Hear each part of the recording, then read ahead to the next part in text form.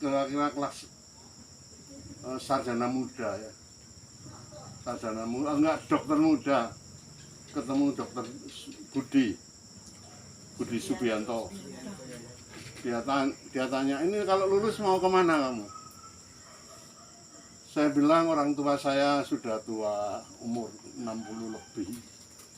Jadi saya juga ingin bertualang, senang bertualang. Kami berdua ini ketemunya di gunung, sama-sama pecinta alam. Jadi saya bilang, saya mulai Kalimantan. Karena Kalimantan kalau dilihat ke Jawa Timur itu dekat. Lalu dia bilang, Kalimantan iya dekat, secara peta dekat. Tapi dari sana sampai ke rumah itu bisa berhari-hari.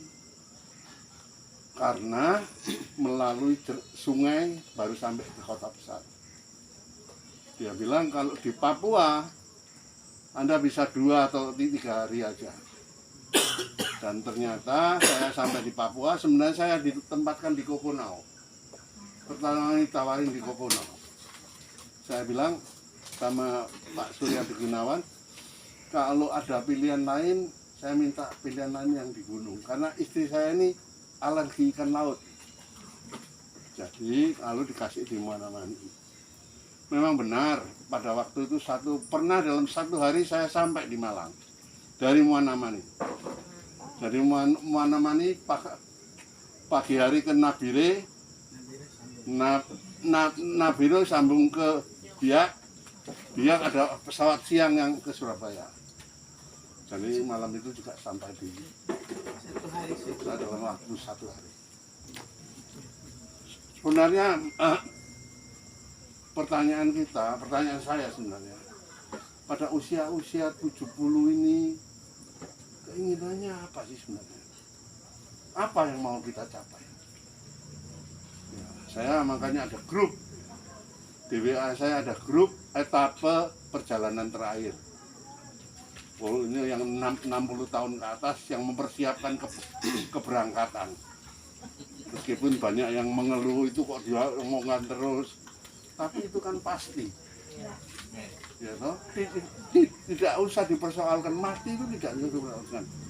Yang harus dipersoalkan justru hidup yang tidak menentu setiap hari. Kemudian juga saya juga sangat terima kasih karena di tanah ini saya bisa berkembang dengan baik. Kemudian pertanyaan Dr. Yuke ini adalah pertanyaan orang ketiga. Maksud saya Pak Lipius Bineluk, Ketua FKUB juga mempertanyakan, sobat, mengapa kamu meninggalkan Papua? Karena dia juga mengenal baik dengan saya. Saya bilang ada 3 hal. Yang pertama mungkin sebagai orang Buddhis, saya ingin juga nanti kalau meninggal dikremasi. Karena sebagai orang Buddhis, dikubur itu juga penghancuran tubuh membutuhkan waktu lebih lama. Tetapi kalau dikremasi itu lebih cepat. Sebagaimana yang diajarkan oleh Guru Agung Sang Buddha. Jadi di sini ini belum ada tempat kremasi. Meskipun dari agama Hindu sudah mulai, tapi tidak tahu di Kerem atau di Koyak Barat. Nah, saya sudah teriak juga sama umat Buddha bahwa kremasi itu bagi umat Buddha sangat diperlukan.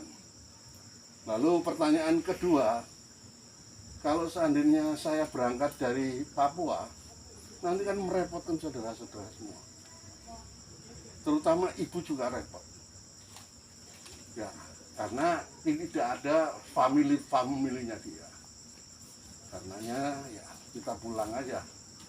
Tetapi saya dalam wasiat saya yang saya tulis juga, saya minta nanti kalau saya meninggal, kalau kita lihat sekarang ini, semua orang meninggal mesti pakai jas, pakai dasi, sepatu yang baik. Ya toh, pakai pakaian baik. Kalau saya takut leluhur saya nanti tidak kenal saya tuh. Ya, harus pakai pakaian biasa aja. Jadi saya sudah minta pakaiannya yang putih aja. dan pakai sarung putih, dan yang pasti juga jangan lupa harus bawa noken, karena hati kecil saya ingin nanti kalau dilahirkan saya lahir di tanah Papua, bisa meneruskan tidak meninggalkan Papua. Mungkin salah satunya mungkin di daerah Dani kah, atau di daerah Sukume kah, harapannya begitu.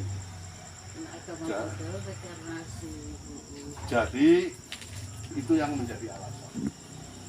Kemudian kaitannya dengan suasana di Papua sekarang, kemarin saya ketemu anak-anak PKB, cerita banyak bagaimana program HIV yang selama ini tersembunyi, tertekan oleh COVID. Di mana ada salah satu petugas lapangannya, seorang ibu di daerah Sentani itu boleh dibilang hampir setiap hotel ada. Maksudnya ada pekerja seksnya. Ya, mau putra daerah, mau pendatang. Kalau pendatang sih berani sebenarnya memang pekerjaannya seperti itu. Tapi putra daerah tidak ada istilah pekerja seks, yang adalah ganti-ganti pasangan. Dan HIV juga cukup tinggi. Ini tadi juga ada teman ponakannya SMP kelas 1 hamil dengan sipilis. Ya, jadi penyakit sipilis juga merajalela. Maksud saya kita jangan melupakan itu. Pembicaraan juga selalu harus kita ingatkan bahwa penyakit kelamin ini, penyakit yang berhubungan seks ini luar biasa. Anda merhatikan nggak media sosial di televisi, kejadian yang di Tasikmalaya itu, perundungan sampai anaknya bunuh diri. Anak kelas 5 disuruh hubungan seks dengan kucing, kemudian divideokan, disebarluaskan oleh anak SMP kelas 1. Dan anak SD yang kelas 5 ini ada beberapa temannya juga SD kelas 5. Jadi masalah ini adalah masalah yang berat. Kita mungkin makin maju, tapi perhatian pada perkembangan anak itu kita kurang. Ya, dan ya anak sudah bisa, dan juga PKBI mempunyai kader-kader ibu-ibu juga. Kader-kader ibu itu sekarang minta diajar bagaimana menggunakan gadget ini, terutama bagaimana mengetahui gadget anaknya ada situs pornonya.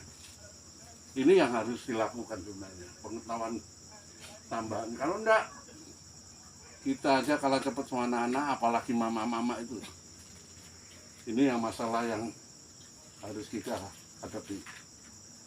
Kemudian soal kedua tahan tadi, soal drug perempuan ini, kita di kota mungkin merasa bukan suatu persoalan. Tapi Anda minggir sedikit, Anda harus ingat bahwa itu menjadi masalah besar. Ya, terutama masyarakat pedalaman. Saya pertama kali ke Korwa sewaktu ada wabah, saya kira yang itu juga enggak ya. Saya sama Pak Aron. Kemudian kedua kalinya ada teman saya, dokter dari Pontianak, ingin bakti sosial dengan uangnya dia sendiri, dia ingin ke Korwai. Karenanya dia kemari mengajak Pak Sanjaya, Bu Sanjaya, saya ngajak ibu kita ke